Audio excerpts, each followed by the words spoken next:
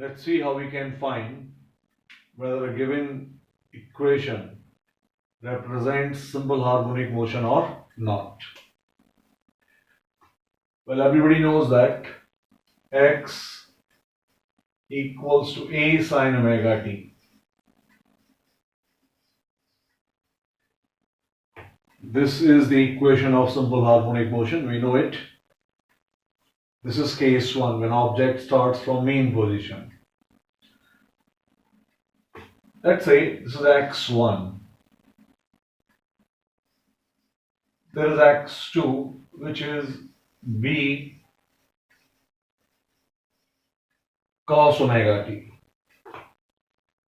You know that this is also simple harmonic motion, but when object starts from positive amplitude, which is b in this case.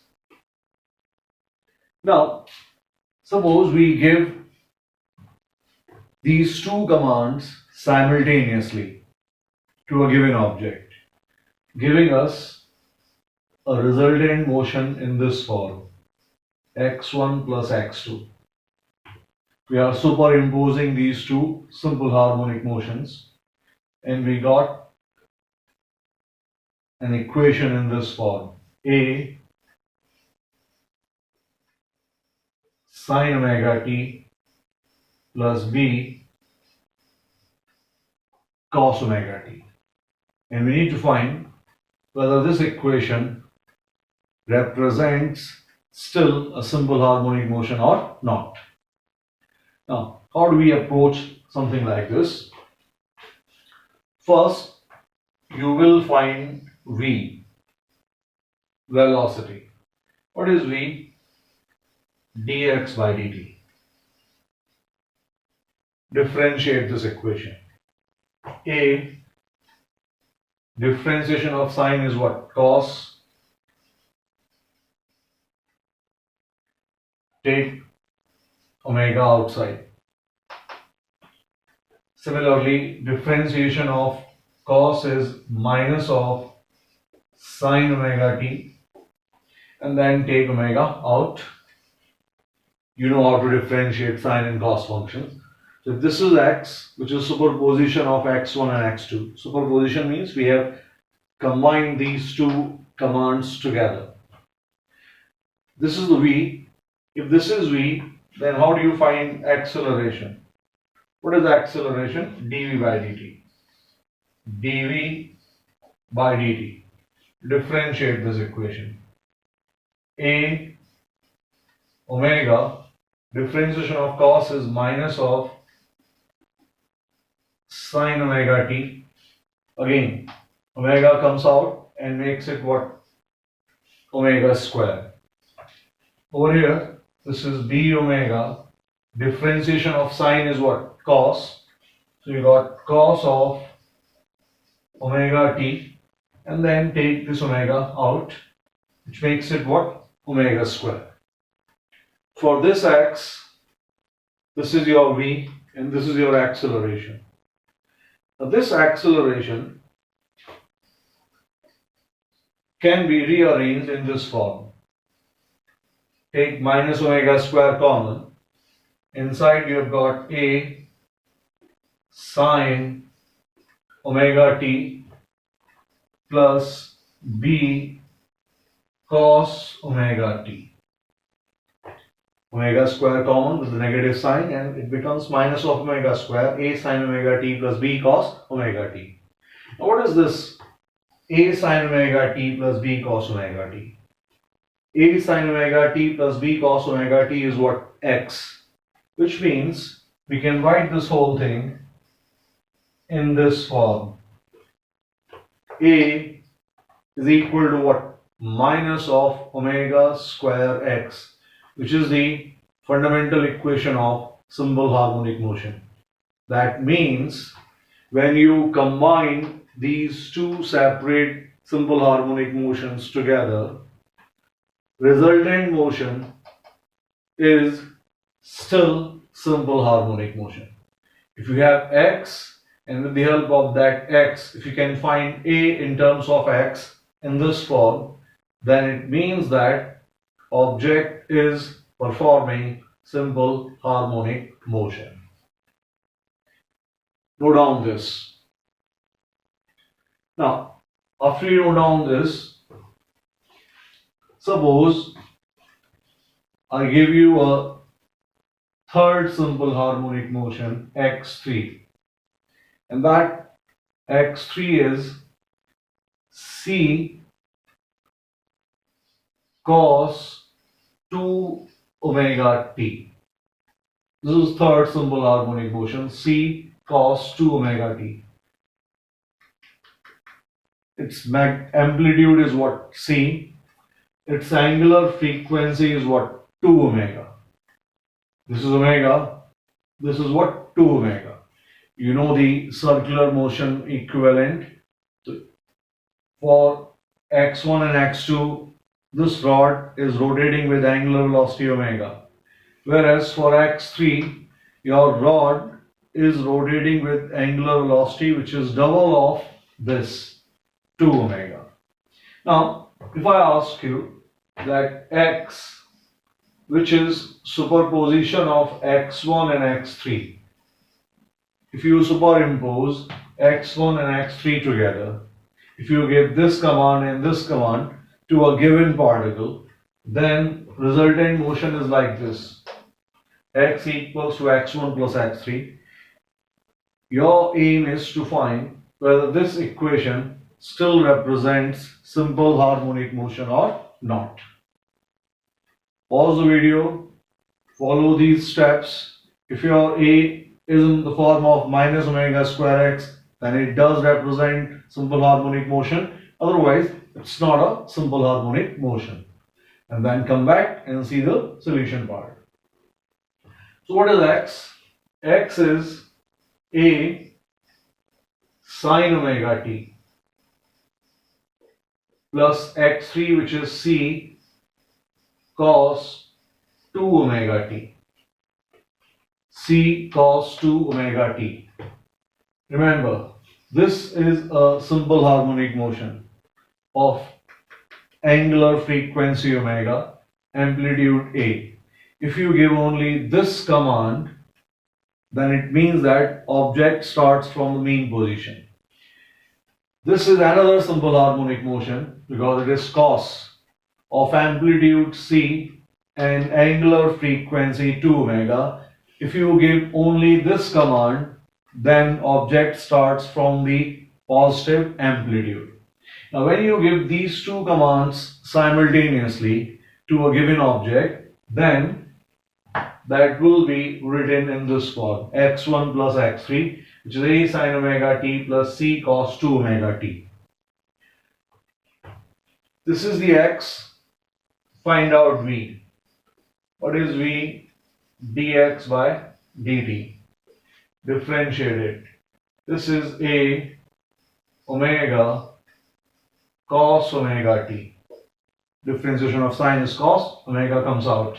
This is minus of C into 2 omega, and differentiation of cos is sine 2 omega t. Cos, its differentiation is sine, coefficient of t, it comes out as 2 omega. Remember, we are differentiating with respect to t, and therefore coefficient of t will come out. This is your v. Next, we will write a. What is a? dv by dt. Differentiate this thing again. This is minus of a omega square sine of omega t. Omega out, cos, its differentiation is minus sine. Then this is minus of c, differentiation of sine is cos of 2 omega t. 2 omega comes out, 2 omega is already present, and therefore it becomes 4 omega square. This is your acceleration. Now, let's take minus of omega square out. Once you take minus of omega square out, what is inside? Inside you have got a sine omega t plus Omega square is out. This is 4c cos of 2 omega t. A sin omega t plus 4c cos of 2 omega t. What is x? A sin omega t plus c cos 2 omega t. And this is what? Plus 4c. Which means this time round A is not minus of omega square x. If A is not minus omega square x, then this resultant motion, when you superimpose this S.H.M and this S.H.M, then the resultant motion which you generate is no longer simple harmonic. It's not simple harmonic. Whereas in this case, you get minus omega square x, which means this definitely is simple harmonic motion. So, what is the final concept coming out from this? If you have two S.H.Ms of same angular frequency or same time period, when you superimpose these two, resultant motion is still simple harmonic. Whereas when you have two simple harmonic motions of different angular frequencies, and you superimpose these two together, then resultant motion is no longer simple harmonic. Write down this as an important statement. When two SHMs of same frequency are superimposed, when two SHMs of same frequency are superimposed, frequency, angular frequency, time period. If frequency is same, angular frequency is automatically same, time period is also same. If two SHMs of same frequency are superimposed, then resultant motion is also simple harmonic. Then resultant motion is also simple harmonic. But when two SHMs of different frequencies are superimposed, then resultant motion is no longer simple harmonic. Resultant motion is no longer simple harmonic. Now, what basically is happening in this? Let's try to understand this part. Note down this much first, and then we'll see what is happening when you superimpose two SHMs together in this form. Suppose somebody gives you X as A sin theta plus B cos theta. Most probably you have seen something like this before in maths, but if you have not, then look here. A sin theta plus B cos theta. If somebody gave us an equation in this form, then what we can do, we can multiply with root A square plus B square. At the same time, we'll divide with this root of A square and B square, giving us A upon root over A square plus B square sin theta plus B upon root over A square plus B square cos of theta. Cancel, you get the same number.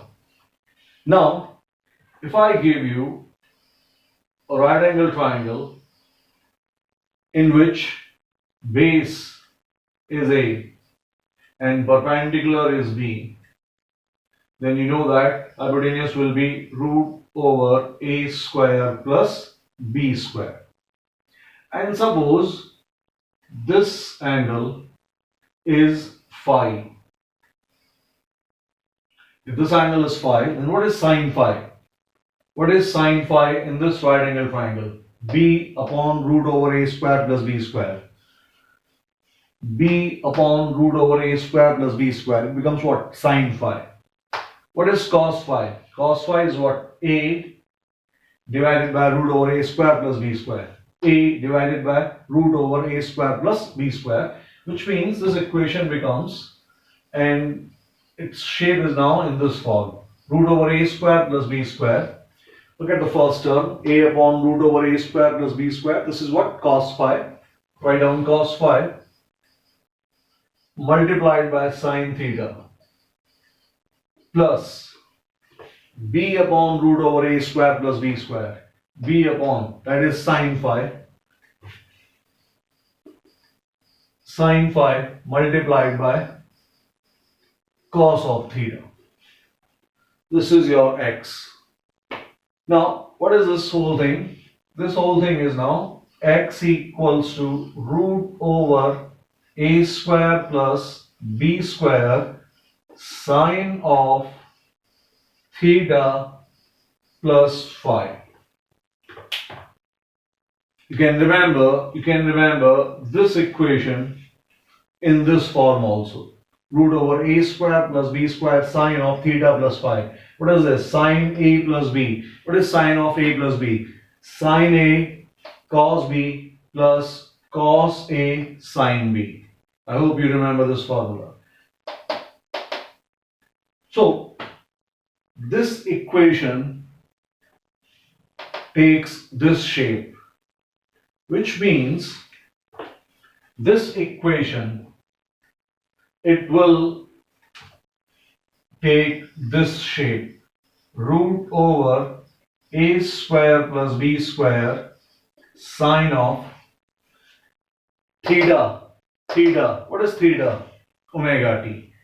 Sine of omega t plus phi. And what is phi? You can see here. If I ask you what is phi in this figure, then you calculate phi in this form. What is tan of phi? B upon A. Or phi is coming tan inverse B upon A. That means this phi, you know, is what? Tan inverse B upon A. This is small b upon small a, this is capital B upon capital A. Final thing is that your superimposed equation is in this form. And if you remember, this was what? General equation. What was general equation? In that general equation, we had an initial phase. And that initial phase is what? Phi.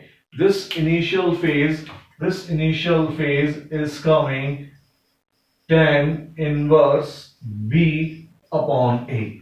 Tan inverse B upon A. So, you still get a simple harmonic equation whose amplitude is what? Root over A square plus B square. You are superimposing this and this of different amplitudes, and they are in different phases. But when you superimpose these two, resultant amplitude is root over A square plus B square, and phase is also different. The whole thing, this whole thing is called what? Phase. What is the phase now? Omega t plus phi.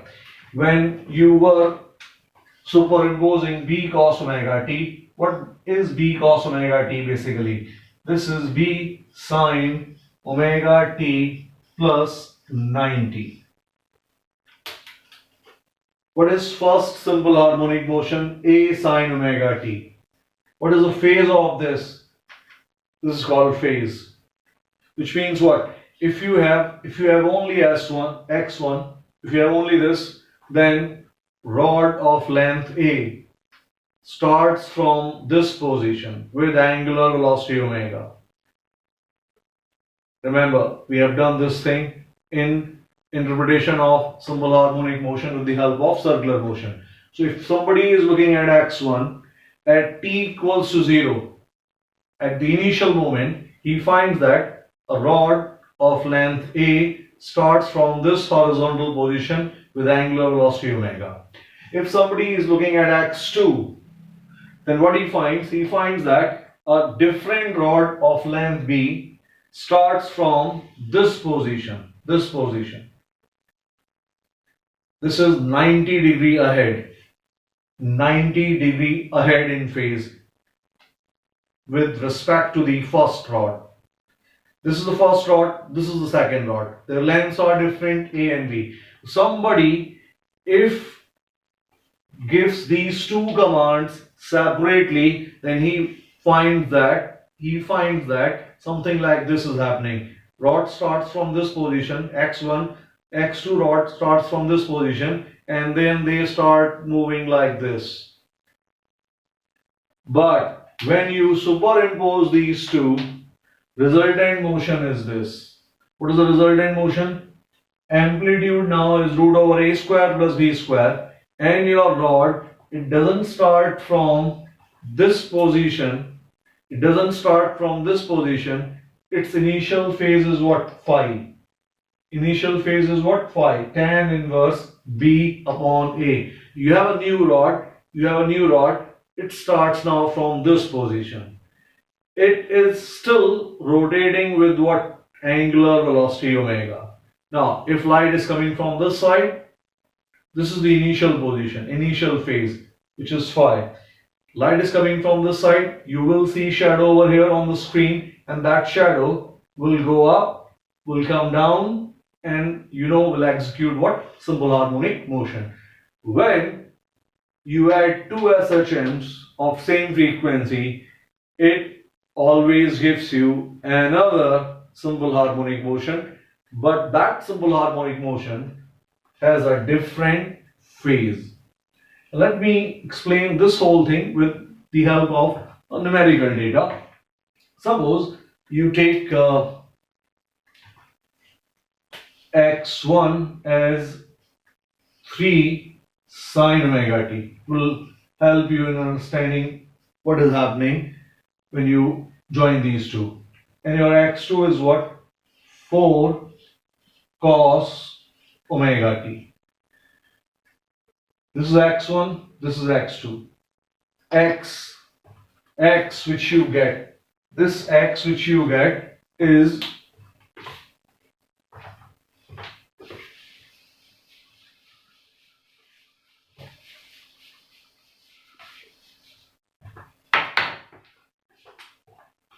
your x is coming root over a square plus b square, root over 3 square plus 4 square, that is root over 25.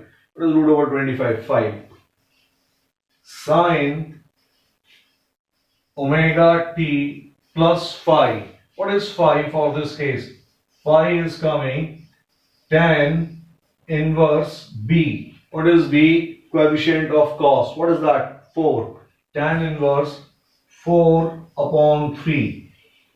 I hope you remember what tan inverse 4 upon 3 stands for. Tan inverse 4 upon 3, it means 53 degrees. Tan inverse 4 upon 3. That means this equation, when you take x1 and x2 in this form, becomes what? This. This is the resultant motion. x1, its amplitude is what? 3.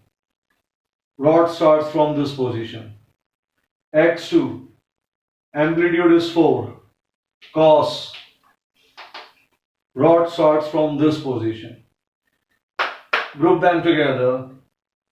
We have a new rod of length 5, and when t is 0, its initial angular position is 53 degree. Is at an angle of 53 degrees from the horizontal. Understand the whole thing in this form. That's what is happening in this figure. This is x1. horizontal. This is x2. This is the resultant motion. They are of different lengths. This angle is coming 53 degrees. This length is 3, this length is 4, and this length is 5.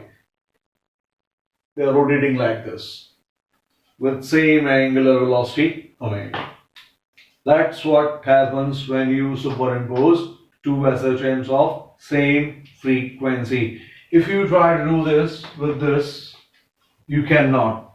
You cannot convert this thing in this form. Those who have maths, they might be having the idea of sine C plus sine D. Sine C plus D. That way, if you try to group the whole thing, you will find that it doesn't produce a simple harmonic motion. You don't have to do that because we have already proved it doesn't give you simple harmonic motion. Hopefully you understand. This is an important information, A sin theta plus B cos theta. It's an important part, how to group sine and cos in this form. Note down everything.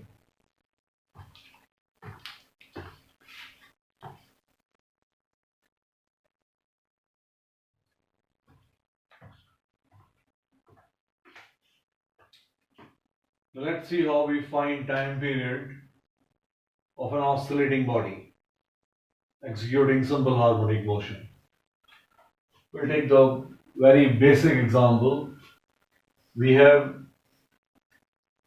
a rigid support, a spring of force constant K connected to a block of mass M like this. There is no friction. The whole surface is what? Smooth. There is no friction. And right now the system is at its natural length. This is the natural length. Now, you know that for simple harmonic motion, we need to write acceleration in this form. A equals to minus of omega square x.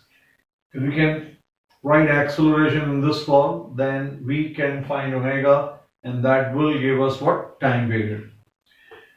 If you stretch this whole thing by x,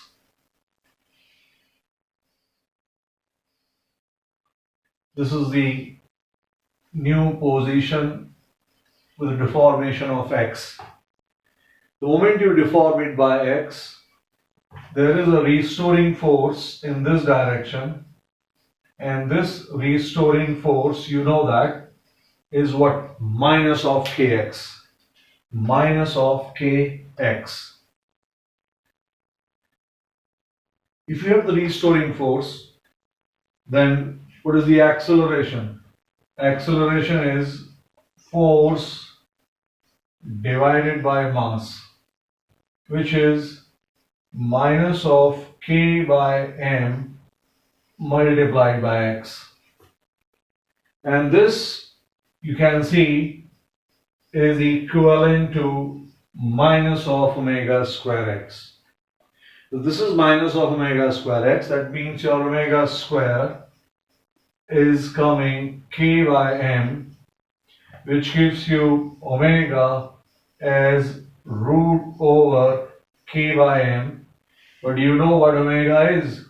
Omega is 2 pi divided by t, and finally time period is coming 2 pi root over m by k.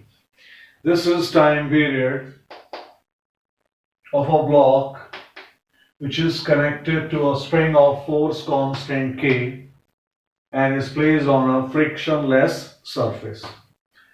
T equals to 2 pi root over m by k. Aim is to find what? Acceleration in this form, minus of omega square x. Put on this and then try to find time period of second case. Let's call it case 1. And now let's see case 2.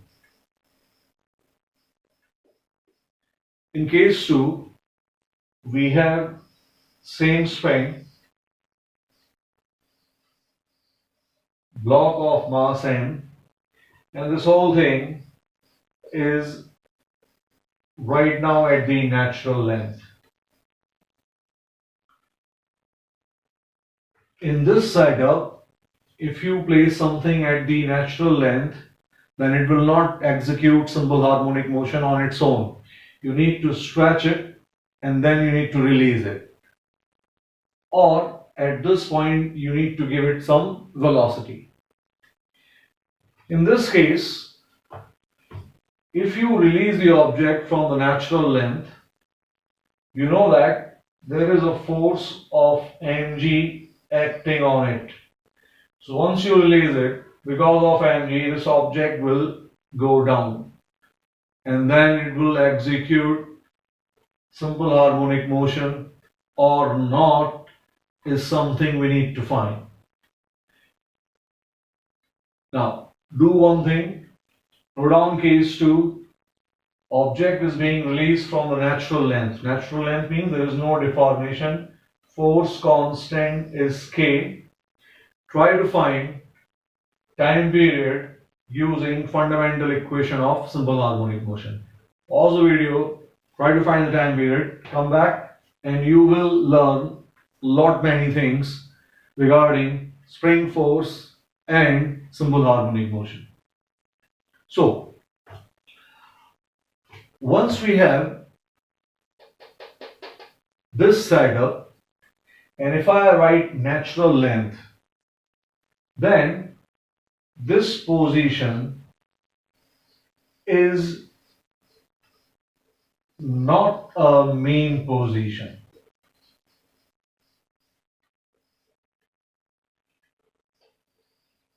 How do you define mean position in simple harmonic motion? Mean position is that position where net force on the body is 0. Remember it like this. What is mean position? You can write this again as a statement. Mean position is that position. Mean position is that position where net force on the body is 0. Which means in this case, this is the natural length. If this is the natural length, there is no spring force. There is no deformation in it. There is no spring force acting on the body right at this position. But mg is present. If mg is present, then at this position, F total is not 0. If F total is not 0, it doesn't give you mean position. It's only what? Natural length. Now, in this setup, when you place something which can move horizontally only, and there is no friction, that means there is no role of mg. At this position, there is no net force. At this position, F total is 0, and therefore natural length and mean position, they both are same over here. Now, why do we need to mention mean position? When you write A equals to minus omega square x, which is the fundamental equation of S.H.M, remember x is taken from the mean position. And when we write spring force as minus of kx, x is always taken from the natural length. Write down these 2 points. When we write fundamental equation of simple harmonic motion,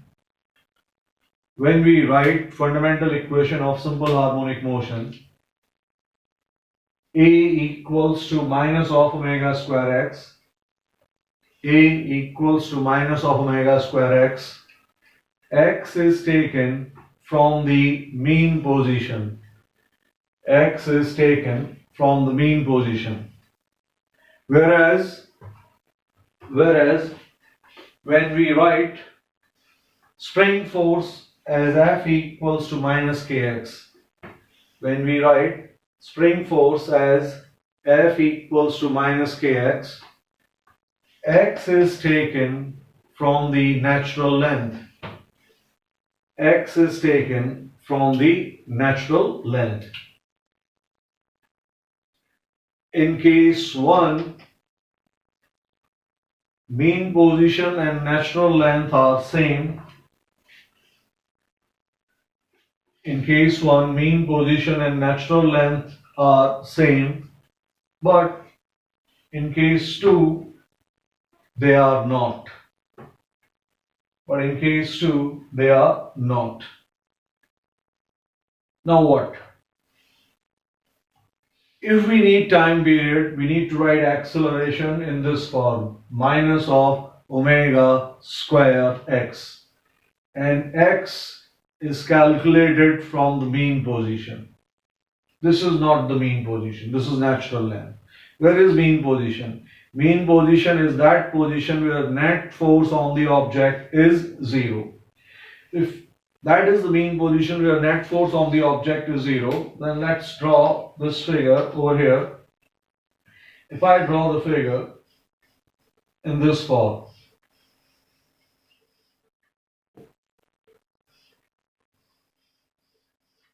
this is the natural length. Natural length. From this natural length, if you deform the whole thing, from the natural length, if you deform the whole thing by x, by a distance of x, let's say x naught. Let's say this much deformation is what? X naught. From the natural length, deformation is x naught. Right at this place, there are two forces acting on the body. Downward force is mg, and spring force, its magnitude is kx naught. Negative sign gives you the direction that if this is x naught, then this is kx naught. Negative sign, it gives you the direction of restoring force. This is the magnitude, mg kx naught. If at this level, at this position, F total becomes 0, then it will be the mean position for the oscillation. At this level, if you can make F total 0, then this place will become what? Mean position. Now how do you make total force 0? If F total is 0, then mg should be equal to kx naught. Mg kx naught. This gives us x naught as mg upon k. So they can ask you a question in this form. Where is the mean position when you hang something vertically with the help of a spring of force constant k? And you will say that mean position is at a distance of mg by k from the natural length. Now, what is x? X is deformation from the mean position. Deformation from the mean position. So what we did, we deformed this thing further. Let's say you move it to this new position. This is the new position. This deformation is x. What is x? X is deformation from the mean position. You take x from the mean position. Remember, this is the mean position. and this is x from the mean position. Now let's find out force or forces which are acting on the body. Downward force is still what? Mg. This is your downward force. This is spring force. This is your spring force acting on the body. What do you think the spring force is? Think about it. What is magnitude of this force? If I ask you what is magnitude of this spring force, then what is it? Think about it. And then I will write it. What is spring force acting on it? Its magnitude. Spring force, its magnitude is what? K times, remember it like this, K times deformation from the natural length. What is x?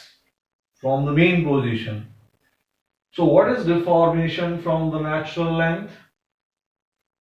This is already x naught, and then you further produce this elongation of x, and therefore spring force, its magnitude is coming K times x naught plus x. This force, when you stretch it by x further, becomes what? K times x naught plus x. So, right at this position, there are two forces acting on the body, mg and kx naught plus x. What is net force? Net force acting on the body. Now remember a trick.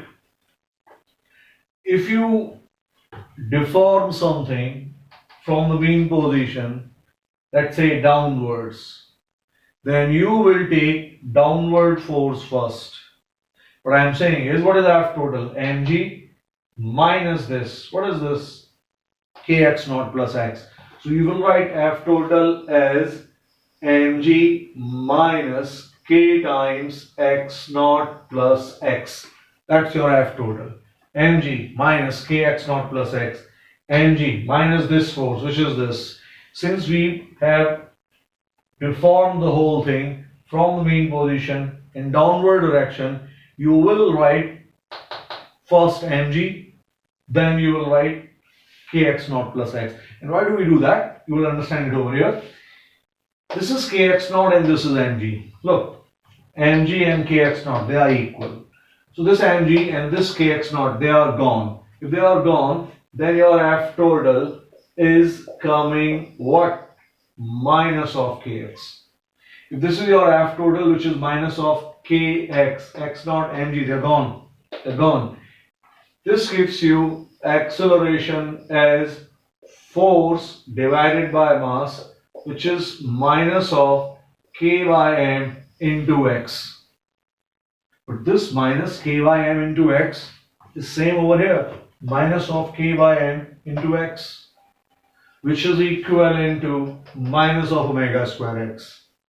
When you write a equals to minus omega square x, x should be from mean position. And this x which we have used in the calculation is from the mean position. And therefore everything is consistent. If everything is consistent, then you got your acceleration in this fall. Your omega square is what? K by m. Same steps. Omega square is coming k by m, and therefore your time period is still 2 pi root over m by k. So what does not change? Time period. But what is changing? In this case one, natural length and mean position, they both are same. Whereas in the vertical oscillation, you see that natural length and mean position, they are different. In fact, if I ask you, what is the amplitude for vertical oscillations if you release something from the natural length? Somebody was holding the block at the natural length, and then if you release it, the moment you release it, mg will bring it down. As it brings it down, it will come at rest at some point. You know that result. We have done this thing in work, power, energy. I hope you remember. If you release it, then it comes to rest after moving a distance of 2 mg by k. Go and see the notes in work energy. We have done something like this. You release it from this position, it comes at rest. If you remember, this rest I had told you is a different type of rest. This is instantaneous rest. So what happens? You release it from this position, it comes down over here, instantaneous rest, goes back up and starts doing what? Oscillations. We have done exactly the same question. Now, the question is that once you release it, it is executing simple harmonic motion. What is the amplitude? You can answer this with the help of this result as well as something which we have done in this whole derivation. What? You release it from this position and then it comes to rest at this position and is oscillating between these two boundaries. When something oscillates, look at this. When something oscillates, this is the positive amplitude, this is the negative amplitude. From mean position, this distance is A. From mean position, this distance is A. So what is distance between right and left amplitudes? 2A. A plus A. This, what is this position? You release something from this position. It was at rest at this position. Over here, it is again at rest, instantaneous rest after moving a distance of 2 mg by k. From this to this, when something oscillates at the amplitude, it comes at rest. At the amplitude, it comes at rest. This is rest, this is rest. Between these two amplitudes, what is the distance? 2a. So this 2 mg by k is nothing but 2a. If this is 2a, then you got your amplitude as what? You got your amplitude as what? 2 and 2 cancel, mg by k. Your amplitude is coming mg by k in this figure. Again, what is the amplitude? This is the mean position. From the mean position, maximum displacement on one side. That is called what? Amplitude. From the mean position. This is the mean position. This is the mean position. And what is this? Natural length. Or what is this? Amplitude. You just release your object from this position. This is what? The position where velocity is 0. What is this? Mean position. Distance between mean position and that position where velocity is 0 is what? Amplitude. So this x naught which you see, this x naught which you see is nothing but amplitude. Again, what is this? Mean position. What is this? The position where you release the object from. At this position, object is at rest. Starts moving. At this point, its velocity becomes maximum. It goes down. As it moves down, as it goes down and crosses the mean position, downward force is mg, upward force is kx naught plus x. kx naught is mg. This is mg, but spring force is more than mg. So what happens? Object crosses the mean position, but once it crosses the mean position, net force is acting up because this is more than this. Up is shown with this negative sign. The derived total is what? Restoring. It comes at the bottom. It comes at the bottom at instantaneous rest, and net force is acting up. It goes up, then comes down, goes up, comes down, executes what? Simple harmonic motion with same time period, 2 pi root over n by k. So, if this is the mean position and this is the position where velocity is 0, then separation between these two is called amplitude. What is amplitude? X naught. What is x naught? What is x naught? What is x naught? Mg by k. You can calculate amplitude with the help of this work, power, energy approach and this.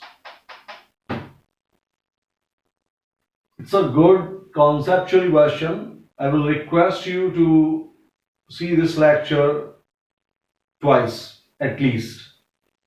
It gives you the idea of mean position, natural length, how do we find restoring force and all, and therefore it's something which is good for you.